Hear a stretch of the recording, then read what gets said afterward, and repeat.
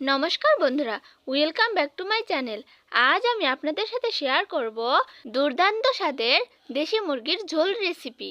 আশা করছি আজকের এই ভিডিওটি আপনাদের অনেক ভালো লাগবে। ভিডিওটি ভালো লাগলে লাইক, কমেন্ট এবং শেয়ার করতে ভুলবেন না। আর আমার এই চ্যানেলে নতুন হয়ে থাকলে চ্যানেলটি সাবস্ক্রাইব করে পাশে থাকা বেল আইকনটি বাজিয়ে দিন, যাতে পরবর্তী ভিডিওর নোটিফিকেশন সবার আগে আপনার কাছে যায়। তাহলে চলুন বন্ধুরা, ভিডিওটি শুরু করা যাক। দেখুন বন্ধুরা, দেখতেই পাচ্ছেন আমি এখানে একটি দেশি মুরগি পরিষ্কার করে নিয়েছি। গরম জল করে মুরগিটা তার মধ্যে দিয়ে আমি ফোড়াগুলো ছাড়িয়ে নিয়েছি। মুরগি বাড়িতে পরিষ্কার করতে হলে হালকা উষ্ণ গরম জল দিলে খুব সহজেই মুরগির গা থেকে ফোড়াগুলো উঠে যায়। আর ছোট্ট ছোট যে ফোড়াগুলো থাকে ওগুলো আমি আগুন দিয়ে ছেঁকে নিয়ে তারপর পরিষ্কার করব। আমি মুরগির ভিতরটা কত ভালোভাবে পরিষ্কার করেছি তা তো আপনাদের দেখিয়েই দিলাম বন্ধুরা। এই দেখুন, আমি সব কিছুই ভালোভাবে পরিষ্কার করে নিয়েছি।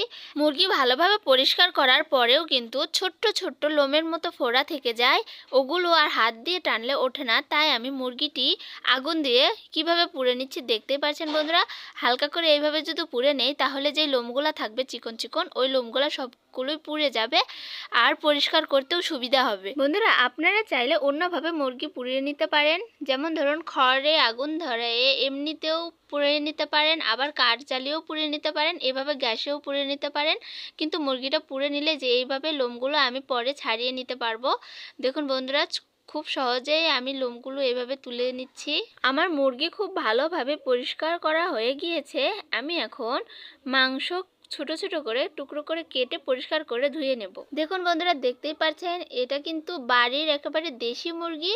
আর এই মুরগির গায়েও কিন্তু চর্বি হয়ে গিয়েছে, এটা খাইতেও কিন্তু দারুণ লাগবে। আমার এদিকে মুরগি কাটা এবং পরিষ্কার করে ধুয়ে নেওয়া হয়ে গিয়েছে।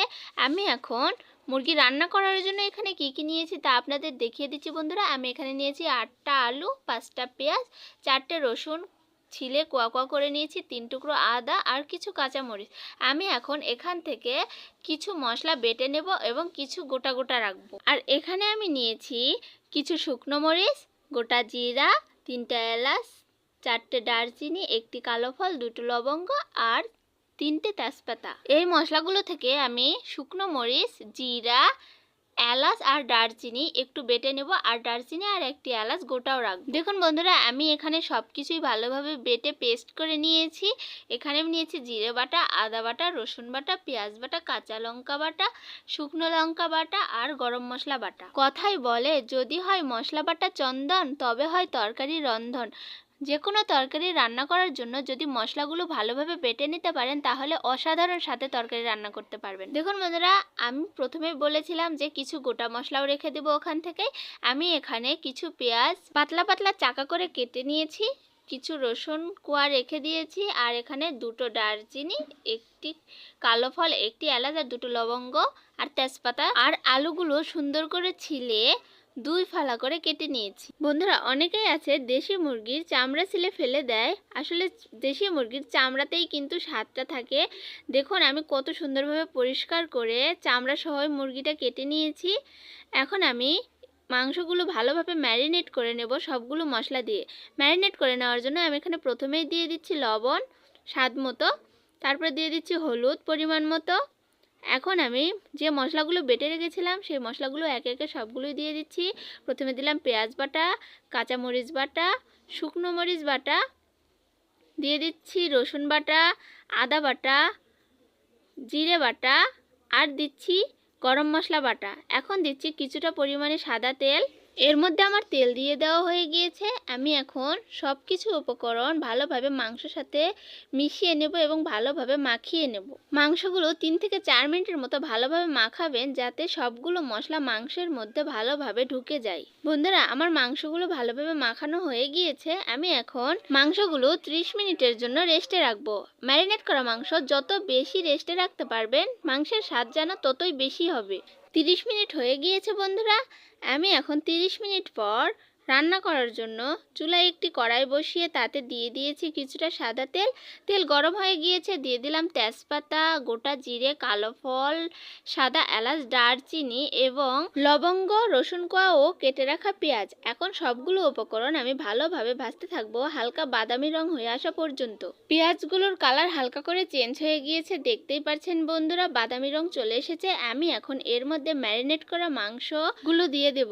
এর মধ্যে আমার মাংসগুলো দিয়ে দেওয়া হয়ে গিয়েছে বন্ধুরা। আমি এখন সবগুলো মশলার সঙ্গে ম্যারিনেট করা মাংসগুলো মিশিয়ে নেব এবং ভালোভাবে খন্তার সাহায্যে নাড়াচাড়া করে দেব যাতে নিচে লেগে না যায়। এইভাবে 5 মিনিটের মতো আমি তরকারিগুলো নাড়াচাড়া করেছি। দেখতেই পাচ্ছেন বন্ধুরা মাংস থেকে জল ছেড়ে এসেছে। আমি এখন ঢাকনাতে ঢেকে দিচ্ছি 5 মিনিটের জন্য। চুলার আঁচটা আমি মিডিয়াম লোতে রেখেছিলাম। এখন আমি 5 মিনিট পর ঢাকনাটি সরিয়ে নিচ্ছি। দেখতেই পাচ্ছেন বন্ধুরা তরকারিতে কিন্তু বলক উঠছে আস্তে আস্তে।